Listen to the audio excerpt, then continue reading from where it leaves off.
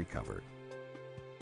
Under the Forest and Range Practices Act, resource professionals prepare forest stewardship plans that show how activities will be consistent with objectives set by government for values such as soils, timber, wildlife, water, fish, biodiversity, and cultural heritage resources.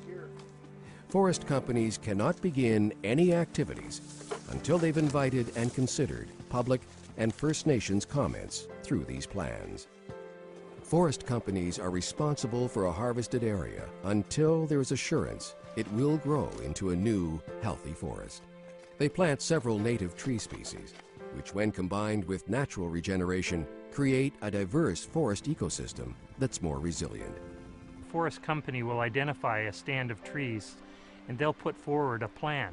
That plan must be vetted by the public for their input to ensure that the values that people have in the forests of British Columbia are incorporated into those plans. Values such as recreation, water quality, wildlife, and of course the timber resource. Our forest legislation is backed by one of the toughest compliance and enforcement regimes in the world.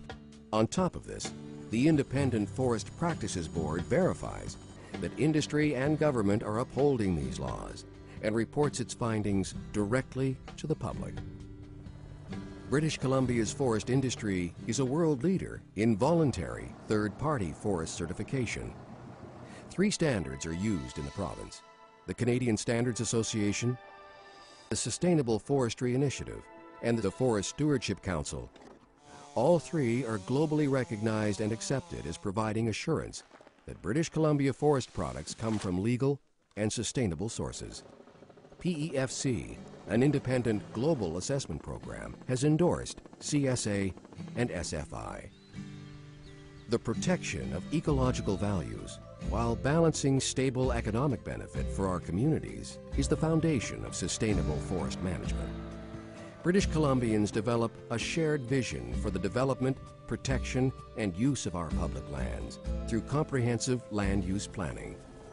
Along the Central and North Pacific coast, this collaborative approach allowed individuals and organizations to reach agreements that ended conflict in one of the largest tracts of intact temperate rainforest on Earth.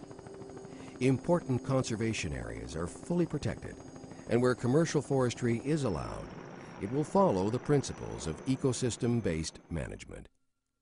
Through community consultation, British Columbia has fully protected close to 14% of its total land base and allocated another 14% for special management, where other important values such as critical habitat or scenery take precedence.